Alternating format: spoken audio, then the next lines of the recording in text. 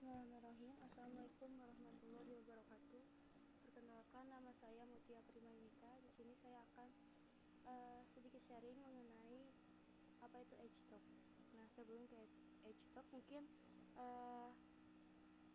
user lebih mengenal apa itu top. Nah, karena secara default itu top sudah diinstal di server Ubuntu. Top itu berfungsi untuk menampilkan atau memonitoring proses yang sedang berjalan pada sistem secara real time. Namun, top ini mempunyai kelemahan. Jika proses terjadi terlalu banyak, semua proses tidak akan ditampilkan semuanya. Nah, maka daripada itu saya akan menjelaskan apa itu edge top. Edge top merupakan versi CLI atau Command Line Interface dari sistem monitor, yaitu software utility berbasis teks, sama seperti TOPS juga, yang bisa kita gunakan untuk memonitor semua proses yang terjadi di sistem Linux kita. EdgeTop ini bisa dijalankan langsung di terminal dan akan menampilkan semua proses yang dapat di-scroll secara vertikal dan juga horizontal.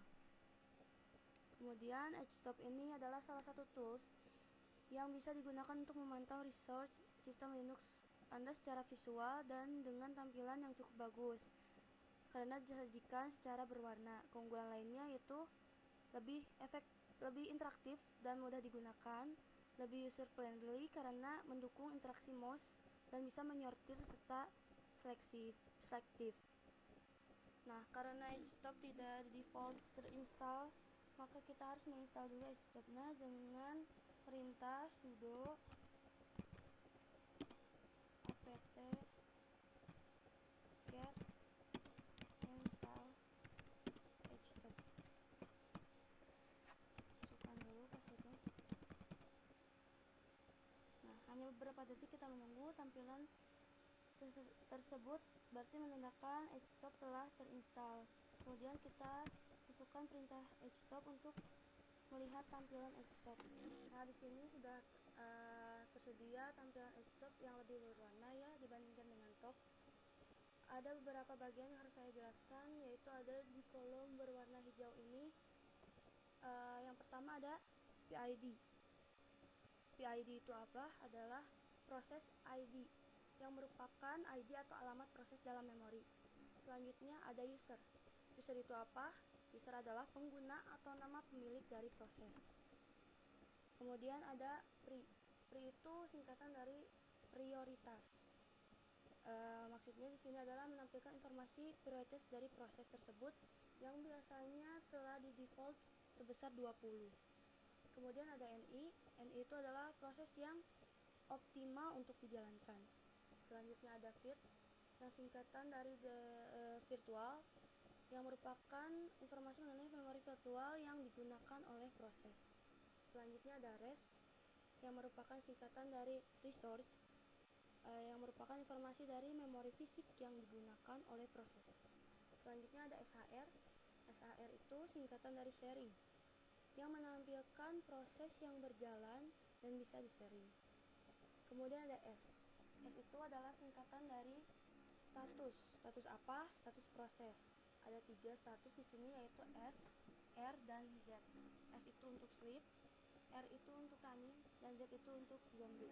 Selanjutnya ada CPU dalam satuan persen yang merupakan tampilan persentase proses yang menggunakan CPU. Sebelahnya ada yang mirip juga, yaitu mem dalam satuan persen juga merupakan persentase proses yang menggunakan RAM. Kemudian ada time plus yang merupakan total waktu dalam aktivitas proses yang dijalankan. Selanjutnya ada yang terakhir comment yang merupakan nama-nama proses yang sedang berjalan. Nah, selain itu ada pula beberapa tools di bawah, yaitu ada F1 hingga F10. Di sini saya akan menjelaskan satu persatu fungsi dari F1 sampai F10. Yang pertama ada F1.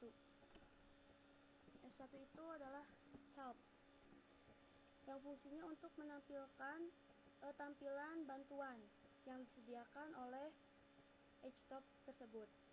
Kemudian ada F2 yang merupakan setup. Nah, fungsi setup ini artinya kita sebagai user dapat mengatur beberapa hal dalam HTOP ini, contohnya seperti display option, colors, and columns. Nah, dan itu ada juga F3, yaitu merupakan fungsi search. Dari katanya saja search, yaitu untuk mencari proses yang berjalan dengan mengetikkan nama proses yang kita ketikkan. Contohnya saya mengetikkan nom. Nah, otomatis pointer akan mengarah pada kata kunci yang kita inputkan di isian search. Selanjutnya ada F4. F4 itu apa? F4 itu adalah filter. Maksudnya di sini adalah menampilkan proses berdasarkan kelompok nama. Contohnya saya filter nama Afahi. Nah, maka tampilan yang akan tampil adalah nama yang kita masukkan di filter. Selanjutnya ada F5. F5 merupakan fungsi tree. Maksudnya apa? Untuk menampilkan proses dengan diagram tree atau pohon, seperti pada layar. Kemudian ada F6. F6 itu sort by.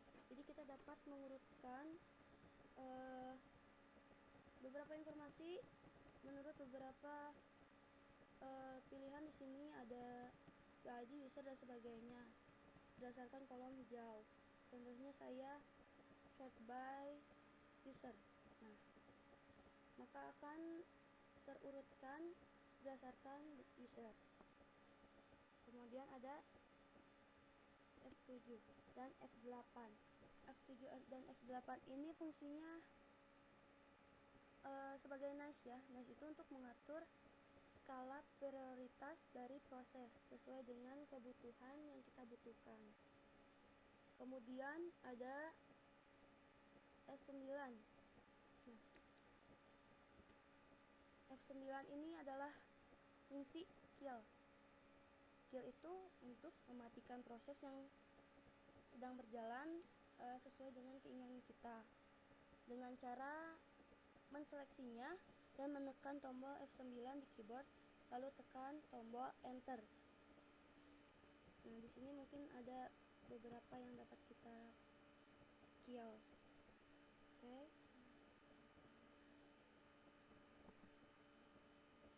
Nah, yang terakhir ada F10. F10 itu merupakan fungsi quit. Dari namanya saja berarti F10 ini berfungsi untuk keluar dari HTOP. Nah, F10. Nah, tampilan akan kembali ke awal dan keluar dari tampilan HTOP tersebut. Nah, dapat dibedakan ya apabila kita membuka top. Nah, di sini terlihat jelas apa perbedaannya tampilan HTOP dengan top.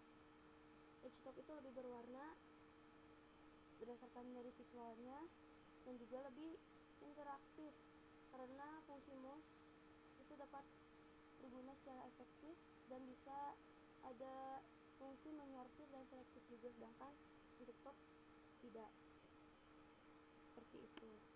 Mungkin sekian yang dapat saya jelaskan, semoga dapat bermanfaat bagi teman-teman. Apabila ada kesalahan mohon dimaafkan. Terima kasih atas perhatiannya. Wassalamualaikum warahmatullahi wabarakatuh.